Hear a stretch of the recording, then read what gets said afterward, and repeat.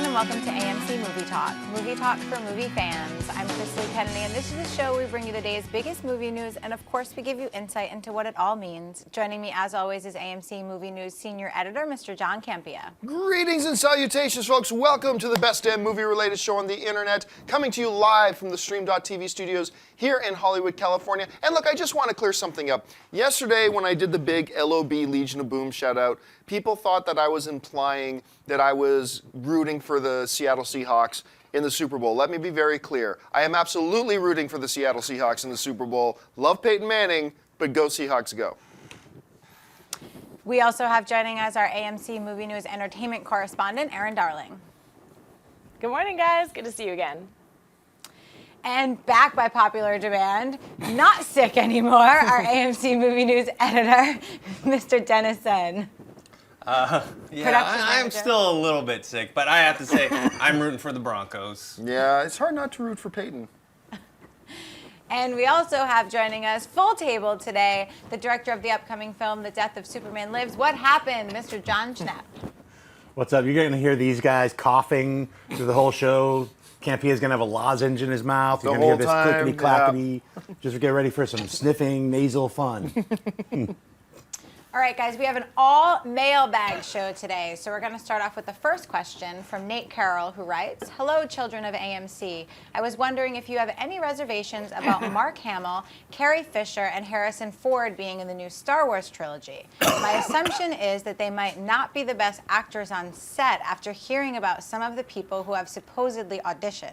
With recent script changes, it appears their characters might be even more important to the story arc. Please tell me I'm crazy and it's all going to work out. Thanks." Well, first of all, I should point out the question is from Nate Carroll.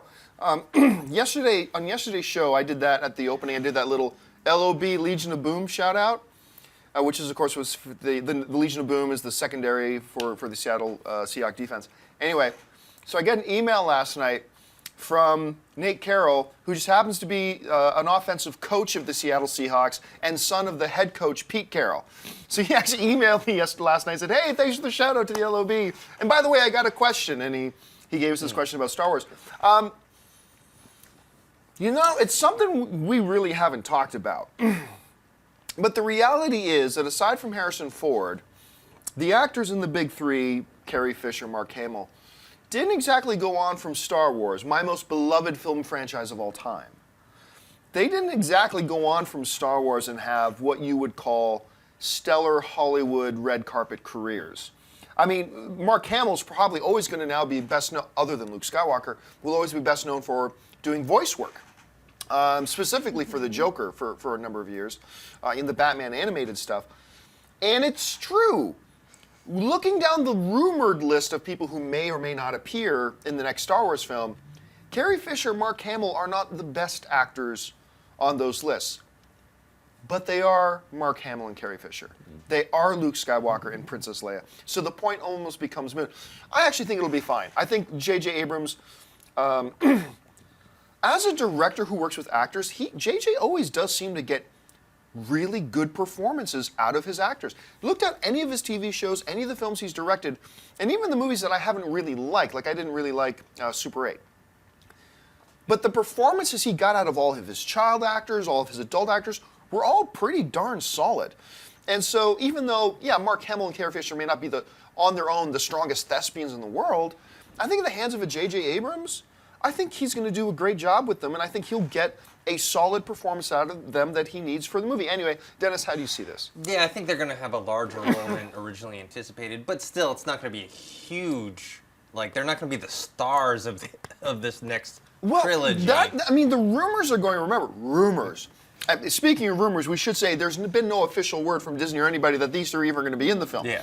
But the rumors going around lately is that the rewrite that J.J. Abrams and Kasdan have done actually puts much more of the emphasis of the film on the original three than originally planned.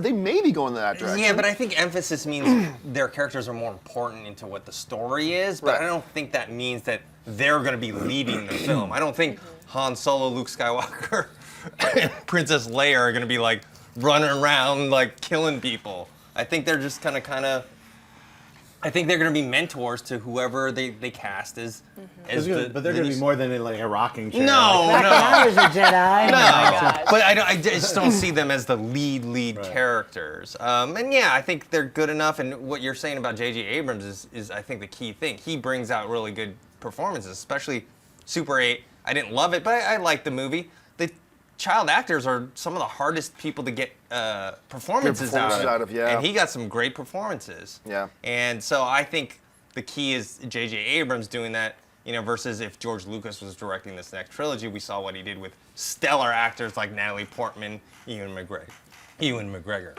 Yeah. Jake Lloyd. Right. Hello, great actors. Have you guys seen Jingle All the Way? I have the midichlorians inside of my body. I think Solo is going to get killed in Episode 7. That's my prediction. Because Harrison Ford's always like, ballsy. just kill me. Just kill me already. And he's like, look, I'll do Han Solo if you give me one more shot at Indiana Jones. I don't care. I'm in a weird MODOK flying mobile. He's MODOK 75. Yeah, I think all three of those guys are going to be featured more heavily. As we've seen them talking about, they've got a heavy rewrite going. Art's script is out. This new script is in. Everyone's talking about Hamill doing backflips, 6 months in a harness. So, and Mark Hamill, Metalocalypse, what's up? He's an amazing actor. So I think he's always gotten the short end of the stick. As Carrie Fisher as well. She's a great actress too. But Mark Hamill's going to get his chance to shine again, I think, in this film. So I'm excited about it. Aaron? I've always wanted to see the original cast return for Episode 7, but to a minor extent. I want to see them there. I want some expository stuff going on, but at the same time, I really want them to transition to the new cast and focus on where this trilogy will be going, because why spend a whole entire movie about the older cast when really this is going to probably phase them out a little bit. So I think we'll see them there, and I'm glad that we will, but I'm also excited to see what the future holds for Star Wars and the following movies that we'll be getting in the future, which I'm so excited about, and as fans, I know that we're all excited about that. And we were talking the other day about a neat little shout they could do, and it would be pretty cool if Han is talking to is playing around, horsing around with one of his sons, and they're playing gunfight, and they draw and they shoot, and the kid goes, "You're supposed to be dead, Dad," and he says, "No, I shot first." That would be kind of funny. But the Jake Lloyd thing, I remember watching the first Phantom Menace, and I remember thinking, okay. Even because the first 4 or 5 times I watched Phantom Menace, I lied to myself and try to convince myself that this movie's okay. I know a lot of people who did that. I know, I just lied to myself so badly. But anyway, even in the first time when I thought the movie was okay, I remember I thought Jake Lloyd is terrible, but I was hanging in there with Jake Lloyd. He was a child actor, so give him a break. I mean, I wouldn't have been any better. But I remember thinking, oh, this is bad, but no, he'll be okay, he'll be fine. And then that one line came, yippee! As soon as he said yippee, I was done. I'm like, no, sign me out. Yeah. Okay, anyway, what's next? I'm still confused that Harrison Ford is a bad actor in that question. No. The rest of them, but Harrison Ford? Not Harrison Ford. He's All right. Academy level. Omar writes, do you think there will ever be a God of War movie? And if so, who would play a good Kratos? Maybe Michael J. White? A lot of people, it's funny how many people really want a God of War movie.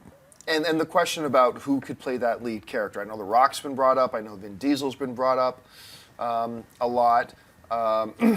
If you wanted to have like a Conan the Barbarian approach, because remember the first Conan movie, Arnold Schwarzenegger didn't say his first line until like an hour and 10 minutes into the film or something like that.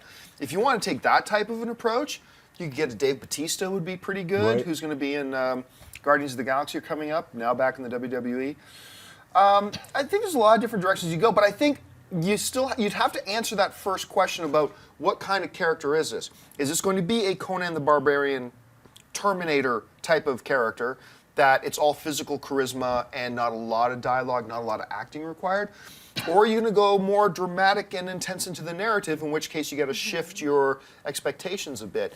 So, honestly, I'm not the biggest Vin Diesel fan in the world, but I could see Vin Diesel playing a role like that myself personally. Anyway, Aaron, how would you see it? I could see him playing a role like that too, if it's just kind of a big, bulking character with not a lot of dialogue. But I think Idris Elba could also do a really good job.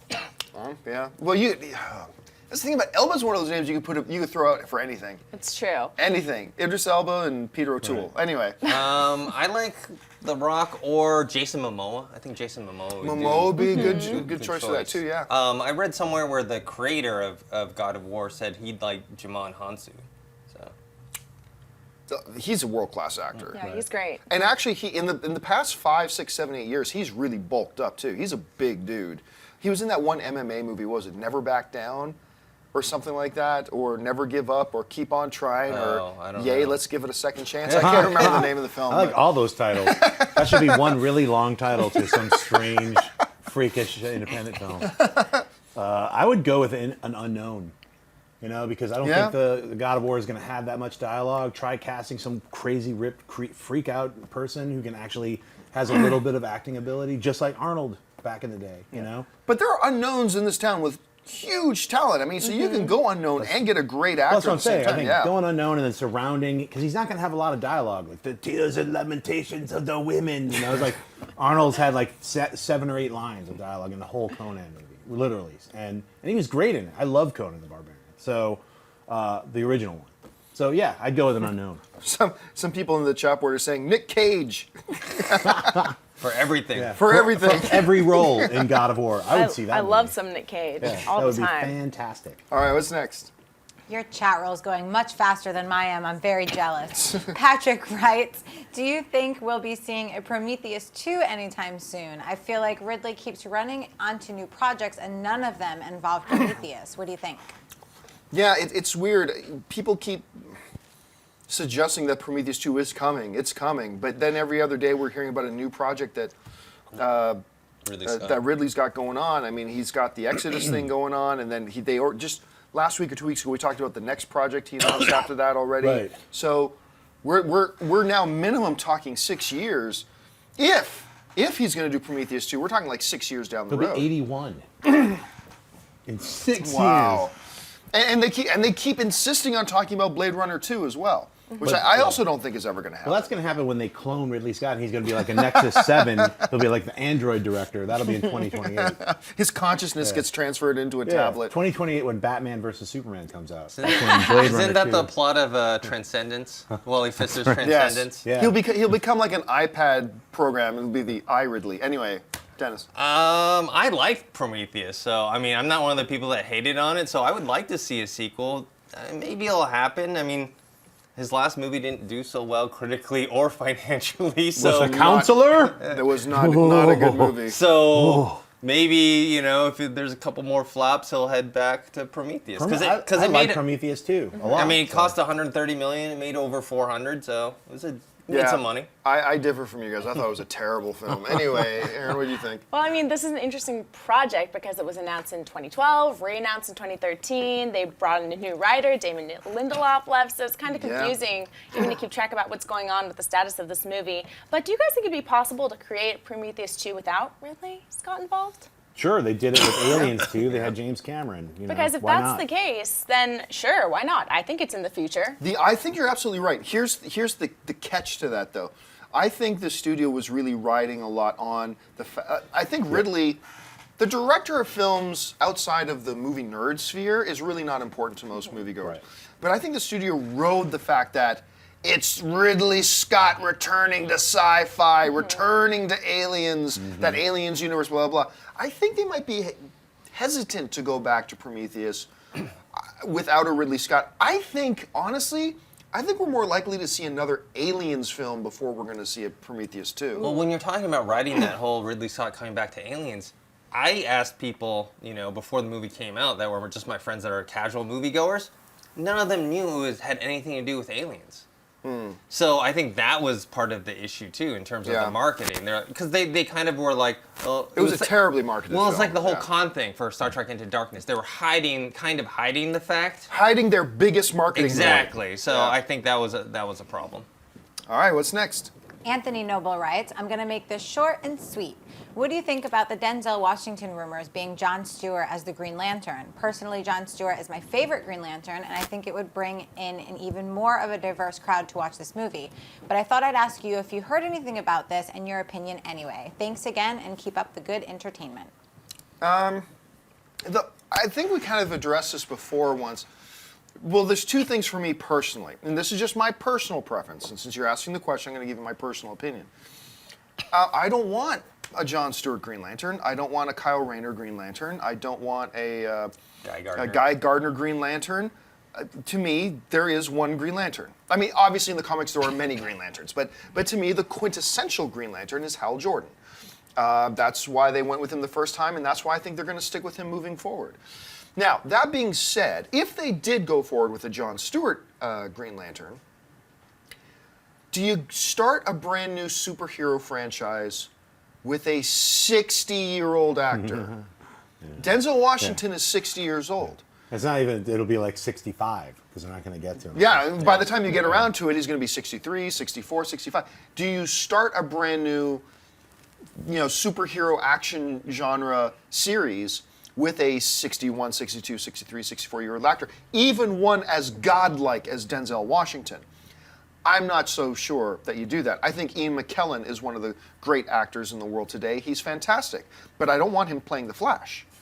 It's just not a fit at this point. So, I mean, that's just the way I see it. If you're going to go with them, I think you either go completely unknown. I like my standard names. I like Michael Jai White.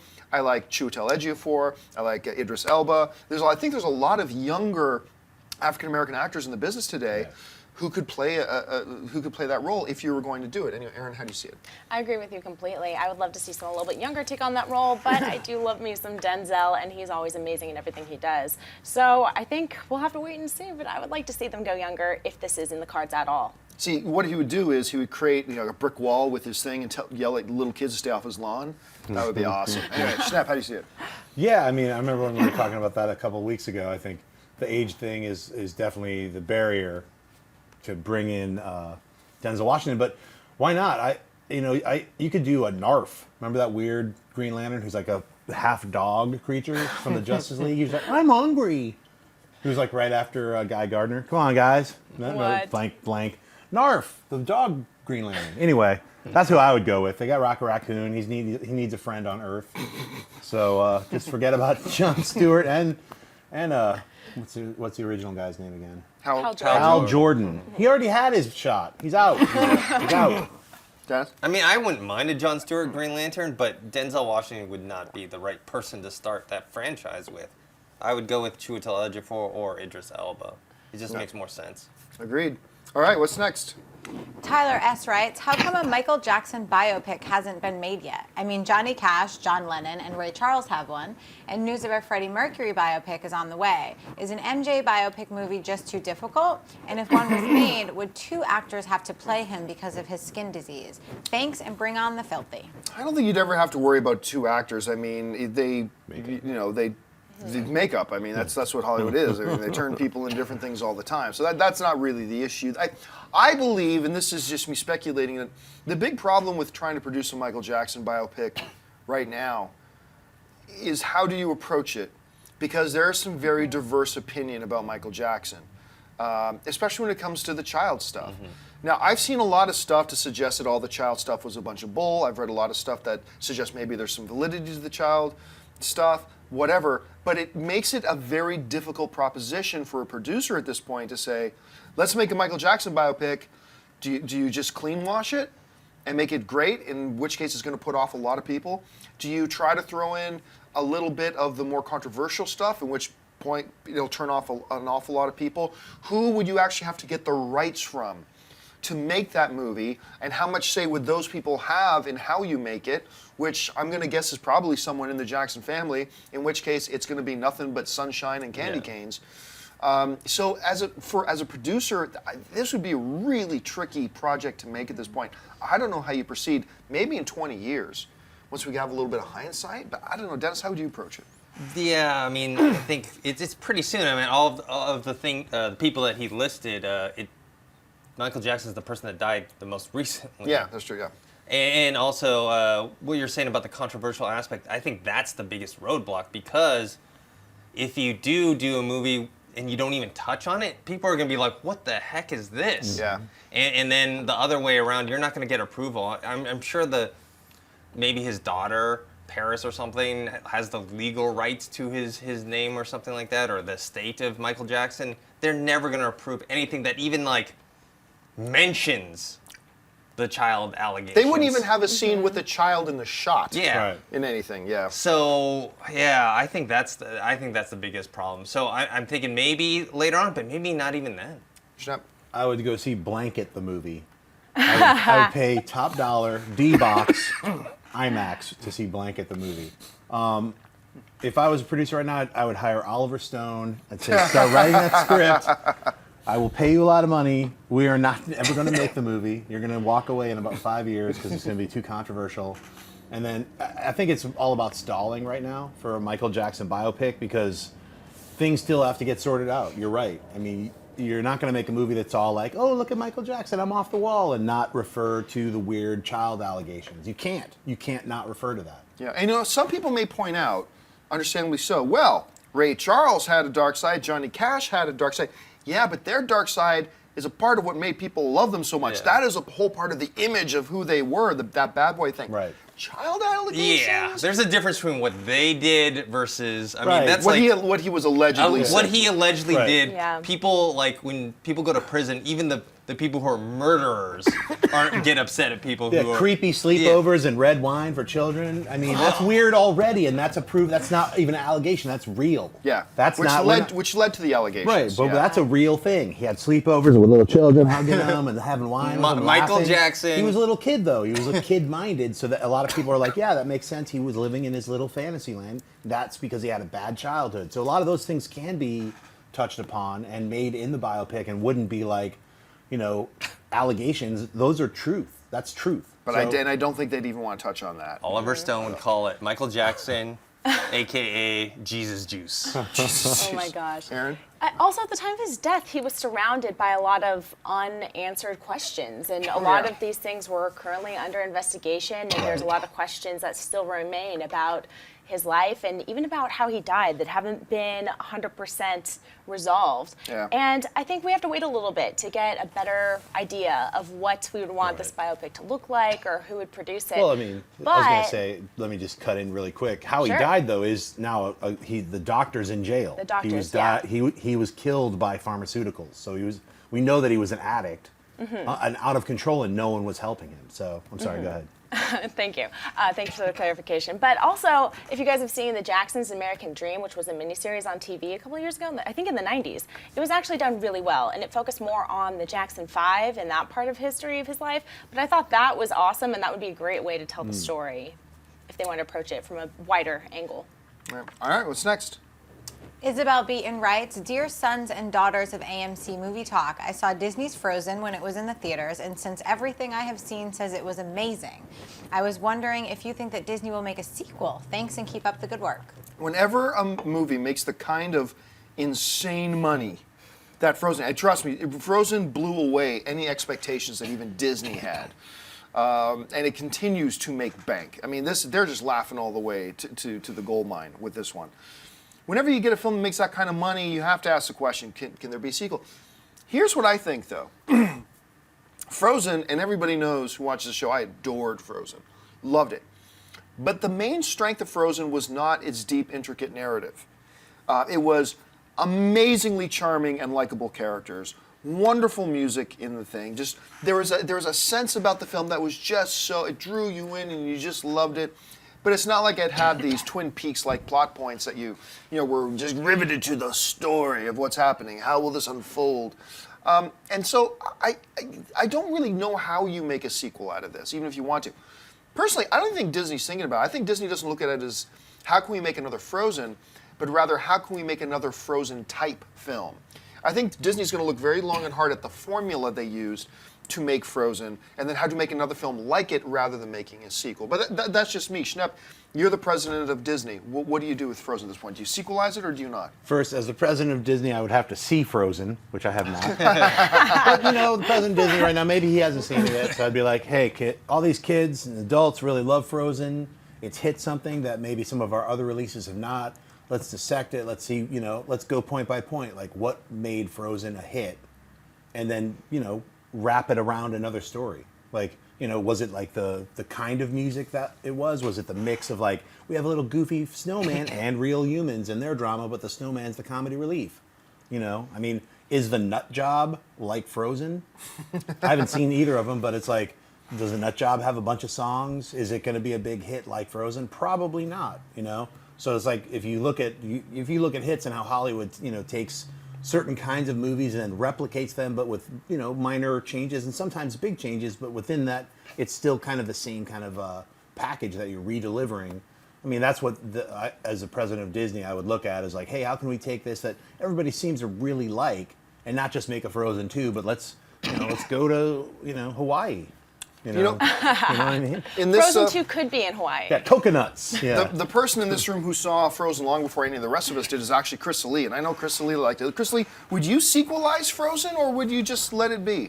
Saw it 4 times just last weekend. 4. A little bit obsessed, but I don't want to see a sequel, and here's why. I look at one of my favorite Disney films, Little Mermaid. Hands down, one of my favorite Disney films. They made a sequel, not so great. Nobody saw it. The only sequels that have worked are things like Toy Story, and I think when you go with animation, it's a lot harder to make a sequel, so I don't want them to touch Frozen. I want them to leave it just the way it is. And I think a lot of people would say to that, hey, but Toy Story was sequelized to Monster University. Yeah, but that's the exception. I don't think you can use the exception as your argument. Anyway, Dennis, how would you approach this? I mean, I liked Frozen. I didn't love it as much as everybody else. But if you look at the numbers, I mean, what is it, $150 million to make? It's made over $700 million worldwide and counting. And counting, yeah. Maybe not right away. I could see them doing a sequel further down the line. Just because, Pixar, remember Pixar when they first started, they're like, we're not going to make any sequels. And then slowly it's like, okay. Well, Toy Story 2 was originally supposed to be a direct-to-home video movie. Yeah. I mean, and then they said, hey, you know what, it's actually turned out pretty good. Let's make it a full theatrical thing. And they made Monsters University, they had a Cars 2, and so I feel like later down the line, Disney is going to make their Wreck-It Ralph 2s, their Frozen 2s, and whatnot. Friesen, Electric Boogaloo. Aaron? It's a no-brainer. If I was the president of Disney, I would have greenlighted this a long time ago. I mean, it's a moneymaker. Hard not Bottom to. line, they have made so much money off of this movie. We're all familiar with the characters. We like them. We're invested in the storyline. Why not capitalize on that and strike when the iron's hot? I think just from a financial background, I would say absolutely we're going to see a sequel at some point in time. What's the snowman's name? See, that's the thing. I think Olaf? you have a really good chance of seeing an Olaf and Sven, the moose, or what was he, a moose or a reindeer? John. Reindeer. So I think you have there's a chance of like an Olaf and Sven spin-off movie. Sure. Maybe. I haven't even seen Frozen. I want to see that movie. That could be pretty cool. And I want to see the sequel to the nut job called Nutted. Oh, wow. Hey, listen, we're going to take one more question from the mailbag, but then if you guys are watching this on the live stream, we are doing the show live, go ahead and start firing in some questions in the live stream, and we'll rapid fire some questions here at the end. Do us a favor though, format it as writing question hyphen and then write your question, just so as the chalkboard is scrolling by, we can have an easier time picking out what questions are. Anyway, that being said, what is the last mailbag question today? Kyle Grimes writes, hey, Movie Talk crew, we all know the importance of the director in a film. Just seeing a certain name attached to a film can be enough for me to go see it. With the recent delay of Man of Steel 2 and the rumors surrounding the Justice League movie being shot back-to-back with it, who do you think will be attached to direct Justice League? I love Zack Snyder and his style. It would also make sense for him to, but there are also rumors of Affleck directing. Thoughts? When they hired on Ben Affleck to play Batman, one of the first things most of us thought, no brainer, part of this is that he's going to be directing in this universe down there. Probably his Batman movies, and most probably Justice League. If they do wind up shooting Justice League back-to-back with Man of Steel 2, then the standard train of thought shifts to, well, whoever's directing the first one, Man of Steel 2, is going to direct the second one, since you're shooting them back-to-back. Therefore, Zack Snyder will be directing Justice League. I still really believe that Ben Affleck will end up directing Justice League. But it really depends on how this all plays out as we go into 2016. So we will see how that works. But look, Ben Affleck is one of the best directors in Hollywood right now. He's made 3 films, and all of them have at least gotten Oscar buzz. One of them actually won Best Picture. Gone Baby Gone, The Town, and of course Argo. He is just phenomenal. So I think if you are Warner Brothers and you've got Ben Affleck in the fold, you'd be foolish not to utilize him as a director, as long as he's interested in doing that. And Aaron, how do you see it? I see it as it's exactly what Warner Brothers would love to happen, but I'm not sure if it will. At first, when the casting news happened about Batfleck, I thought for sure that this was in the cards. But now, with all the problems happening with Batman vs. Superman and the delayed date and everything, and all the controversy surrounding what we're going to see and what we're not going to see in this movie, I'm a little bit hesitant to say that Ben Affleck would want to direct Justice League. So that's Now, kind of how I'm viewing it at this point in time. You could make an argument that, and this would be pure speculation, that one of the reasons they've pushed it back is that they've decided to do Justice League back-to-back with it, and they want to give Ben Affleck time to prepare it, to prepare shooting Justice League. I still think if you're shooting back-to-back, it's going to be Zack Snyder, but I mean, why wouldn't you go with Ben Affleck? Anyway, Schnepp, what would you do? I think Zack Snyder is going to do both films. I mean, he did an amazing job with Watchmen. He knows how to handle a bunch of different characters. And it makes sense that if they're going to shoot, Batman vs. Superman, World's Finest, whatever they're going to end up calling it, and segue right into Justice League, why not shoot them? And also, that's 3 years away. It's like 3 years away until we get to see the final result. That's 3 whole years. They could be writing the Batman films that Ben Affleck's going to direct. And Right. they could start shooting those this year, 2014, in the summer. We don't know what they're going to do. It would make sense to just get all that stuff going. So they're so behind the times. It's like it's not even fair to compare them to Marvel anymore. It's just not even. There is no comparison. So at this point, they have to get their universe in order, so to speak. And I think it makes sense if they got Ben Affleck to play Batman, and they've already said he's going to be a part of this universe, like a bigger part. He's pretty much locked in to do that trilogy. I would see him directing his own trilogy of Batman films. That would just kind of make sense. Des? Yeah, I think if they do Man of Steel 2 and Justice League back-to-back, then it's going to be Zack Snyder. Because just logistically, It seems like the conventional wisdom. Yeah, it doesn't make sense for another director to jump in there if you're going to do them back-to-back. The one thing I'm concerned about is I think Ben Affleck is a fantastic director. I've liked all his movies that he's done. I think the issue, though, is with Justice League, it would be the biggest movie ever that an actor was also directing in. Right. Because, you've had like Mel Gibson and Kevin Costner do big epic movies that they were starring in as well, but they were the main characters. And so it's not easier, but in a way it's like, okay, I know what I'm going to do here and whatnot. If he were to do Justice League, he has to play Batman, and he has to direct all the other pieces that are involved, plus all the visual effects and all this stuff. It's a huge, huge task, and I think it's better that he maybe just direct his Batman movies and leave someone else to do Justice League. He's already done all the special effects and dealt with like Man of Steel. Like that movie has such incredible special effects. Yeah. So. All right, folks, well, we're going to take some questions from the chat board. I'm just going to see, because we've had some technical issues, but Chrisley, were we able to pull some questions off from the chat board over there? We were, and there's been 2 topics that have been kind of coming from a lot of people, so I figure I'll just go broad with them. Sure. One of the main topics that everyone's asking is, because you were talking about football, the Super Bowl is coming up. What trailers do you think we'll see, if any? Will we see Guardians of the Galaxy? Will we see Godzilla? Will we see anything? I am going to have lunch with a couple of Disney reps this afternoon, and I will definitely ask about, are we going to see a Guardians of the Galaxy trailer at the Super Bowl? I wouldn't be surprised at all if we saw Captain America 2, a new Captain America 2 trailer. But Guardians of the Galaxy, dude, I got to tell you, I am shocked how little noise they have been making with Guardians of the Galaxy. Last year, we said, hey, Guardians of the Galaxy, this is the biggest risk Disney has taken yet with their Marvel properties. Because who the hell has ever heard of Guardians of the Galaxy? Very few of us. And we said like a year ago, okay, no problem. Disney, they're going to have a huge presence in Thor 2. They're going to be starting marketing this thing way in advance. They're going to make sure that by the time we get to Guardians of the Galaxy, everybody in North America will know everything about them. And they have been real slow and methodical. And maybe they're doing it, maybe their way is much, much smarter. I'm just saying it's not the way I expected to have seen a lot more by now. You got the biggest marketing stage in the world in the Super Bowl. Launch the damn Guardians of the Galaxy trailer. The film has been shot now for a month and a half. They've been finished shooting. You've got everything you need for a trailer. Give us the damn trailer. Yeah. This is a good time to do it. I would really hope that they do it, but Let's see how they played out. Schnepp? I think you're right. I mean, Chris Lee, Godzilla, definitely. I want to see Godzilla. They should reveal him at the Super Bowl. And why not do a little 30-second or 15-second Guardians of the Galaxy thing? Because you know they're going to attach it with Captain America.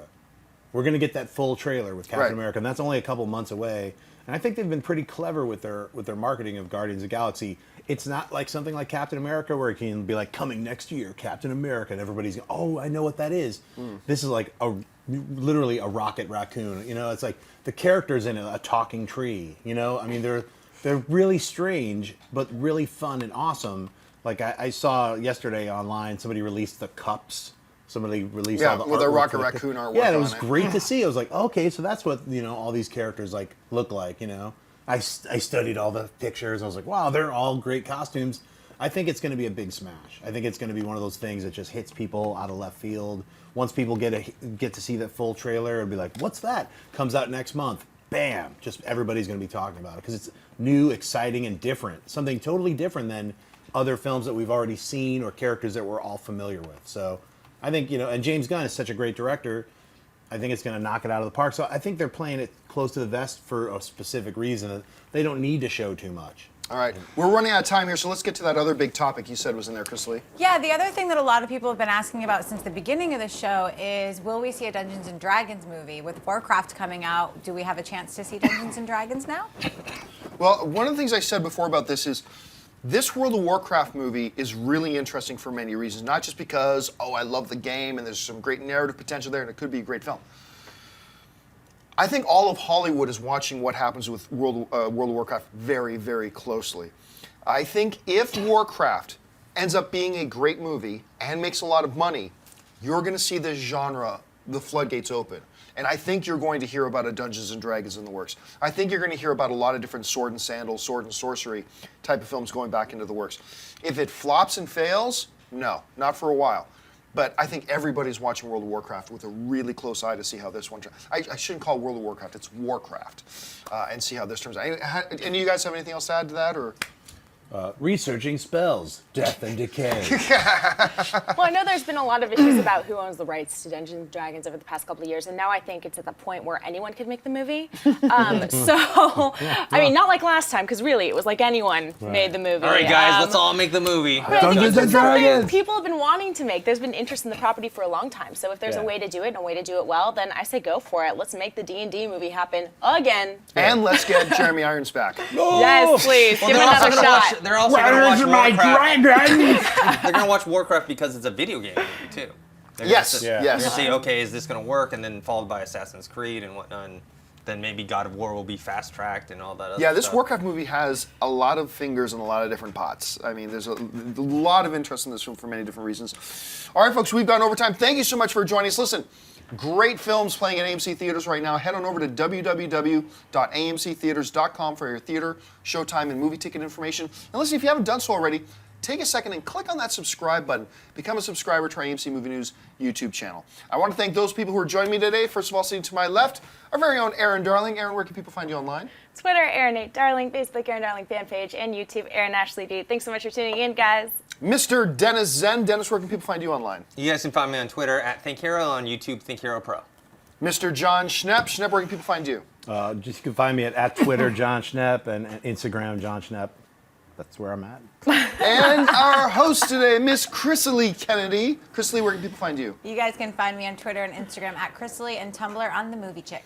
And you can find me on the various social media channels just at John Campia. Thanks so much for joining us, guys. We'll be back again tomorrow. So until next time, my name's John Campia for AMC Movie News. And until then, bye-bye. If you like this video, be sure to give it a thumbs up, and don't forget to subscribe to AMC Movie News on YouTube.